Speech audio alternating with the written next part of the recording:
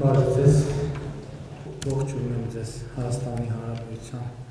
կառավարությունում։ Ես նախորդ հանդիպման փորձից ելնելով, քանի որ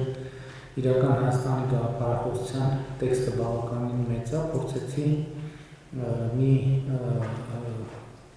սահիկաշար պատրաստեմ, որ հնարավորինս կարճ եւ հնարավորինս կետային հասարակական ներկայացնեմ, թե ինչ է իրական Հայաստանի գաղափարախոսությունը եւ ինչի մասին է։ Իհարկե ամենակարևոր արձանագրումը ես խնդրում եմ ուշադրություն դարձնեք էկրանին, ես այստեղ տեսնում եմ։ Իրական Հայաստանը Հայաստանի Հանրապետությունն է, իր միջազգայինորեն ճանաչված տարածքով եւ սահմաններով։ Սա թվում է շատ պարզ եւ շատ տրիվիալ արձանագրում է, բայց վերջին տարիներին ես զարմանքով եմ արձանագրել, որ այս թիվը մեզնից շատերին ծանոթ չի։ 29743 քառակուսի կիլոմետրը մեզնից շատերին ծանոթ չի։ Եվ այստեղ ծագել է մի հետևյալ հարց. իսկ ինչու է թվում մեզ ծանոթ չի։ Չէ՞ որ դա մեր պետության տարածքն է, միջազգայինորեն ճանաչված տարածքը, եւ երբ մի քանի իրադրություններում, ձեզ հայտնի իրադրություններում քննադատություն է եղել, թե օրինակ ես ինչու այս կամ այն երկրի տարածքային ամբողջականությունը ինչու եմ ճանաչել եւ որն է մոտիվացիան, ես իհարկե նախկինում եմ ասել, բայց հիմա ուզում եմ արձանագրեմ, որ դրա ամենակարևոր մոտիվացիան հետևյալն է, որ նախ մենք ինքներս մեր երկրի տարածքային ամբողջականությունը պիտի ճանաչենք։ Եվ այդ արձանագրումը շատ արտասովոր է, որ կարող է պարզվի, որ մենք ինքներս մեր երկրի տարածքային ամբողջականությունը չենք ճանաչել, այն նկատառումով,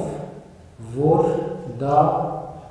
այդքան էլ ճիշտ չի կամ այդքան էլ հասկանալի չի կամ Հայաստանի մասին մեր պատկերացումներին չի համապատասխանում։ Ու այստեղ է ֆունդամենտալ խնդիրը, ընդ որում ես ուզում եմ ասել, այստեղ է ֆունդամենտալ սխալը, բայց ես չեմ ուզում, որ մենք խոսենք, չեմ ուզում այստեղ խոսեմ եզրակացությունների լեզվով, ուզում եմ, որ մենք քննարկենք եւ փորձենք իրար հետ գալ եզրակացությունների եւ ինչեւ կապված է մեր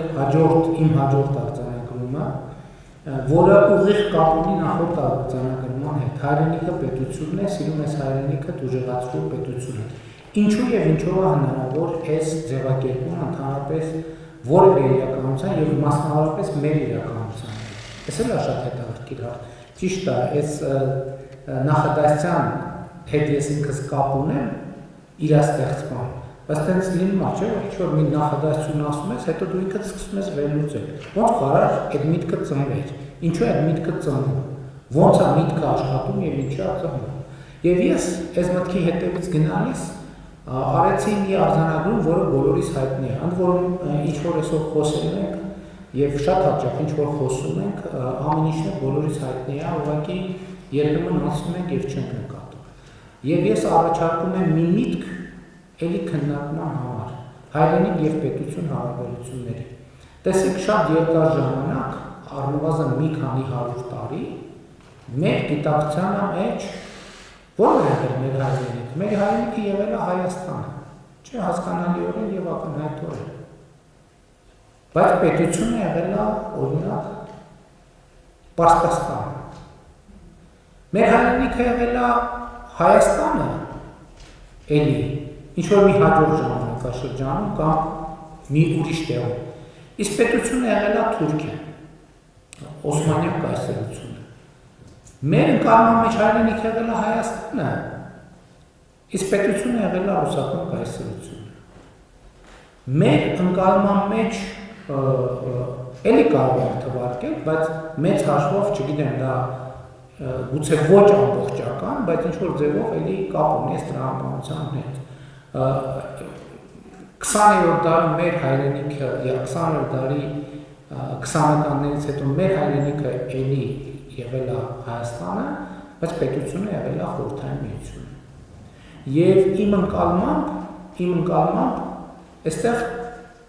առաջացել են որոշակի խնդիրներ։ Եվ այդ խնդիրները ես ձևակերպում եմ հետևյալ կերպ։ Հայրենիքի պետության ռելիկտային ընկալում, եւ որը հայրենիքի դիրքերից պետությունը ընկալում է որպես օտար մի բան,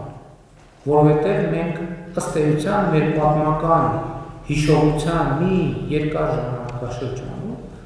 իմիջիայլոց, այսօր դրա մասին էի մտածում։ Ընդ որում մեր իրականության մեջ մի հատ կա գուցե իր ձևով աննախադեպ բան, որ հայրենիքը էլի եղել է Հայաստանը,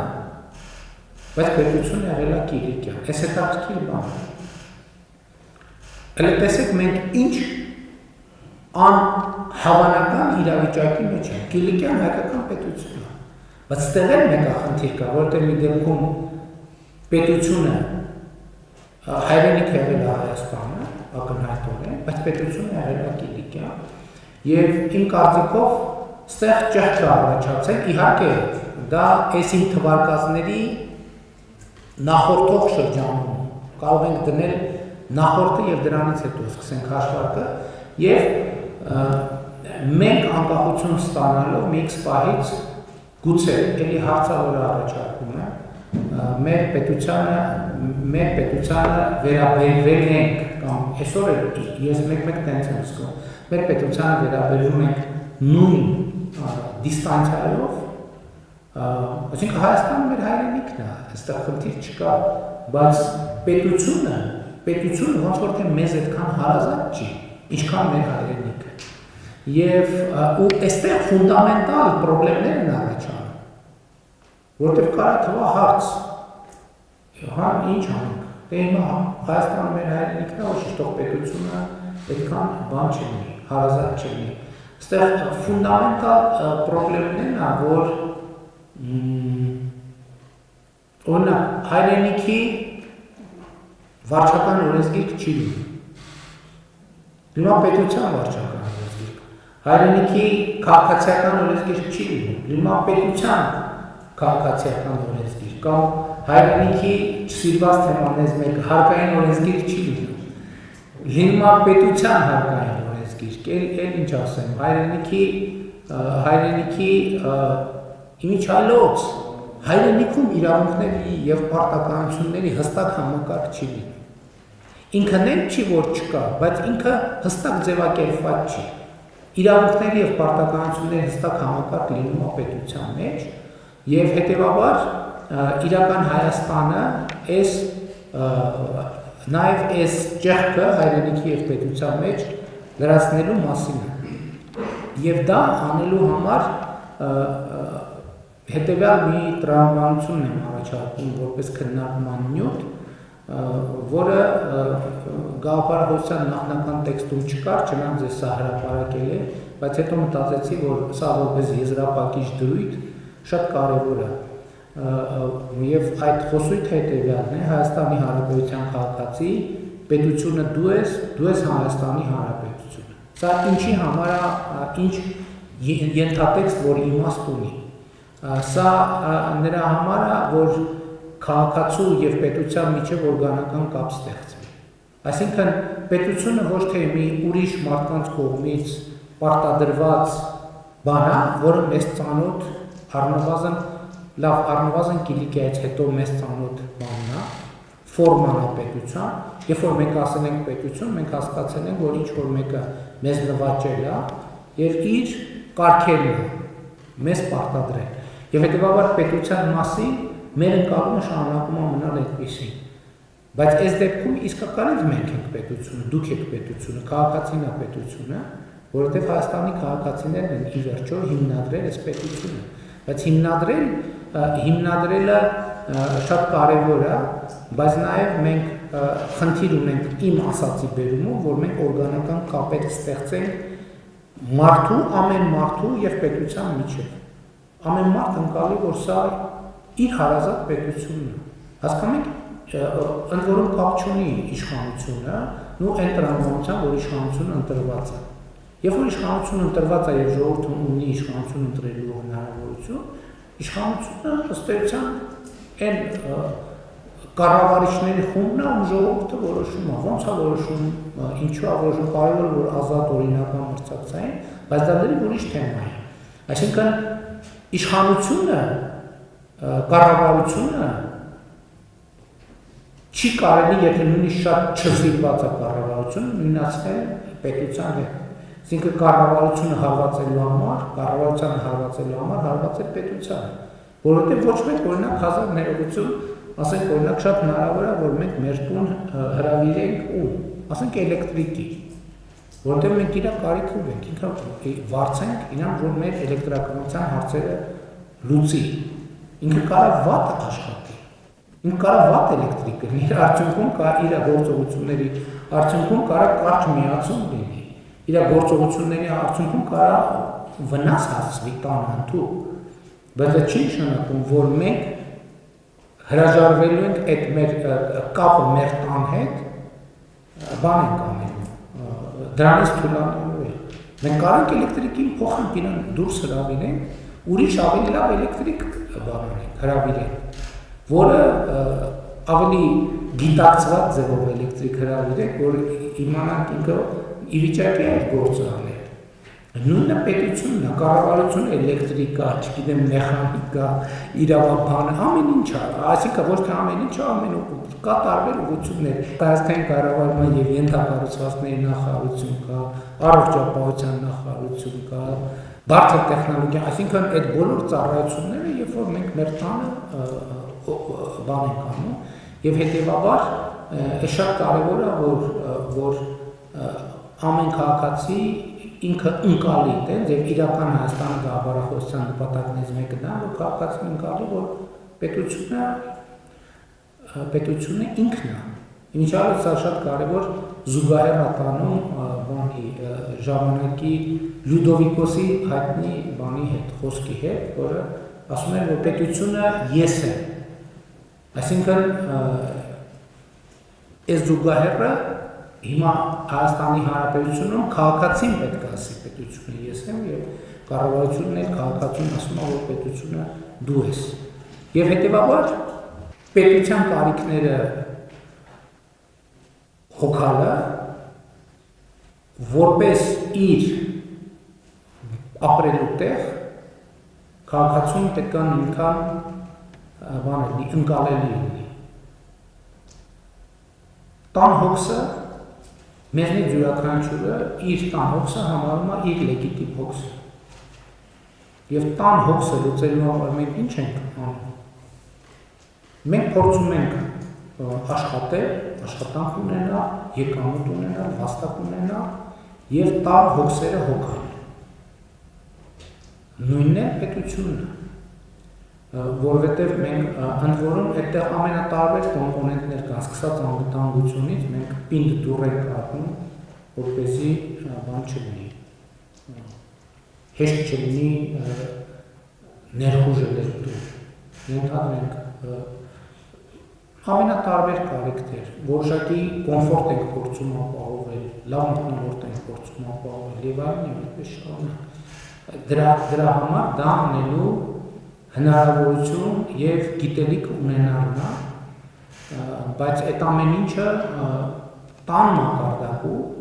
ամեն դեպս մենք ավելի շատ ենք համարում մեր իսկ անելիքը։ Չնայած էլ եմ ասում այդ ամեն ինչը միջավայրային երևույթ, այնպես չի որ առանձին վերցրած մարդը այդ ամեն ինչը կարող է անի, բայց եթե պատկերացնենք որ միջավայրը ձևավորվում է այս տրամաբանության մեջ, հետեւաբար պետությունը, հայրենիք պետությունը, որպես աշխատելու, ստեղծագործելու, վաստակելու, երջանիկ լինելու, ապրելու եւ վայելելու միջավայր, որը պետք է քաղաքացուն հնարավորություն տա աշխատանքով հարստանալ եւ հետեւաբար նաեւ հարստացնել պետությունը եւ այստեղ է որ հաջորդ կարևոր արձանագրումն է իրական Հայաստանի գաղափարախոսության որ մենք միշտ համարանքով ենք վերաբերվել, ամեն դեպս իմ լրագրողական գործունեության ընթացքում եղել այդտեղ, ես մոնիտորինգ չեմ արել, բայց վստահ եմ, որ եթե մենք մոնիտորինգ անենք մեր մամուլում հարաբերության հիմնադրման առաջին օրերից, ես համոզված եմ, որ 95 եւ ավել տոկոսով որտեղ խաց այնտեղ կաց արտահայտությունը դիտարկվել է նեգատիվ կոնտեքստում, որովհետև դա ընկալվել է որպես արտագաղթի կարգախոս, այսինքն ասել ենք այն մարդիկ արտագաղթում են, որովհետև առաջնորդվում են որտեղ խաց այնտեղ կաց սկզբունքով, բայց ոչ մեկ հարց չի տվել, ես էլ հարց չեմ տվել ինձ, թե մի րոպե, բայց մարդը իր հայրենիքի ու պետության մեջ ինչի հաց պետք է չունենա։ Այսինքն, որ մարդը իր հայրենիքի և իր պետության մեջ չունի հաց, մենք դա նորմալ ենք համարել։ Համենայն դեպս հարցին այդ դիտանկյունից չենք նայել։ Ասում ենք դե այս ժողովուրդը առաջնորդում է որտեղ հաց այնտեղ կաց տրամաբանության։ Բայց մյուս կողմից այնտեղ որտեղ չկա հաց, խնդիր է, չէ՞, կարելի է որոշակի ժամանակ ասկետային կյանք վարել, բայց սնունդը հացը կենսական կարիք է, բայց նաև հացը, երբ որ կա հաց, արդեն ինքը ավելի այլ բաների անհրաժեշտությունը առաջանում, այդ թվում հոգևոր։ Եվ իրական Հայաստանի գաղափարախոսությունը փորձ է անում պետությունը եւ հայրենիքը եւ հացը դնել նույն շղթային ու տրամաբանության նույն բանաձևի մեջ, որ դրանք տարբեր բաներ չեն։ Հենց այդ ամեն իրականության մեջ պետությունը, հայրենիքը, ինչպես արդեն ասացի, եւ հացը եղել է միշտ ուրիշ տեղ, որ մարդ պետք է գնա ուրիշ տեղ աշխատի, որպեսզի հաց վաստակի, ու կարող է հայրենիքում ինչ-որ մի ժամանակավոր ապրի, հետո էլի գնա, հաց վաստակի, հետո էլի վերադառնա։ Այս շատ կարևոր դրույթ է, որ մենք պետք է պետություն ընկալենք որպես բարեկեցության գործիք, որովհետև սա շատ կարևոր բան է։ Հայաստանի Հանրապետությունը ինչի համար է եւ ֆունդամենտալ առումով իրական Հայաստանի գաղափարախոսությունը անդրադառնում է Հայաստանի Հանրապետության ֆունկցիոնալ նշանակությունը։ Ի վերջո Հայաստանի Հանրապետությունը մեզ համար հենման կետ է այլ ավելի ուրիշ հայրենիք եւ պետություն ունենալու համար, թե Հայաստանի Հանրապետությունը ինքը այն նպատակ պետությունն է, որը մենք ունենք, որը միջոց է կամ գործիք է, կամ որը տարածք է մեր քաղաքացիների երջանկությունը, բարեկեցությունը, անվտանգությունը եւ զարգացումը ապահովելու համար։ Այսինքն Հայաստանի Հանրապետությունը հենման կետ է ուրիշ հայրենիքի մասին երազելու համար, թե Հայաստանի Հանրապետությունը այն հայրենիքն է եւ այն պետությունն է, որը մեր երազանքների պետությունն է, եւ իրական Հայաստանի գաղափարախոսությունը նախագիծը փորձ անում այս հարցը նույնպես հաշտեցնել, որ ասել, որ Հայաստանի Հանրապետությունը հենման կետ չի ուրիշ երկրի մասին երազելու համար։ Հայաստանի Հանրապետությունը հենց այն երկիրն է, որը ունենալով զարգացնելով մենք պետք է արձանագրենք, որ հասել ենք մեր երազանքին։ Եվ այս տրամաբանությամբ, քանի որ երազանքը միշտ ապագայի հետ է կապվում, այս էլ է շատ կարևոր բան, որ ապագայի մասին մեր պատկերացումներ պետք է որոշակիորեն համենայն դեպս իրական Հայաստանի գաղափարախոսությունը առաջարկում է, որ ապագայի մասին մեր պատկերացումներն էլ մենք փոխենք, որովհետև մենք միշտ կամ հաճախ կամ երբեմն ապագան ընկալում ենք որպես հեռու մի բան, որը որպես հեռու մի բան, բայց իրականում ապագան այդքան հեռու բան չի, որովհետև ապագան կախված է այսօրվա մեր գործողություններից, կամ այսօր առավոտը, այսօր արդեն ապագա է, չէ՞, որովհետև դեռ պիտի տեղ ունենար։ Եվ այս ինչ կապ ունի եւ ինչա կարևոր, ինչի եմ շեշտում սա, որովհետև երբ որ ապագան ընկալում ես հեռավոր մի բան,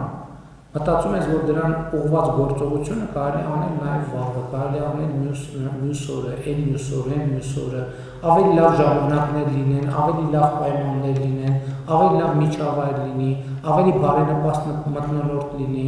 բայց դա իրականություն չի։ որովհետև մթնոլորտը եւ միջավայրը ավելի լավը չի լինելու այն պարագայում, երբ որ դու սպասես դրան գործողություն անելու համար, ընդհանրապես դու պետք է գործողություն անես, որ ապագան լինի ավելի լավը, եւ հետեւաբար այս կարգախոսով եմ նաեւ ուզում ամփոփել, որը արձանագրում է։ Ապագան այսօրն է, այսօր սկսի լինել այնպեսին, ինչպեսին ուզում ես լինել ապագայում։ Այսինքն սա անհատի մասին է, սա հանրության մասին է, սա պետության մասին է, եւ շատ կարեւոր է, որ ապագայի նկատմամբ այդ վերաբերմունքը փոխվի, որովհետեւ մենք միշտ այսօրվա դառնության հաղթահարումը, այսօրվա խնդրի հաղթահարումը կապում ենք ապագայում բացվելիք հնարավորության հետ։ Այստեղ խնդիրն է, որ մենք ընկալումն է, որ այդ հնարավորությունը այսօր է, նույնիսկ եթե այսօր այդ հնարավորությունը չկա, մենք պետք է աշխատենք այդ հնարավորությունը բացելու վրա։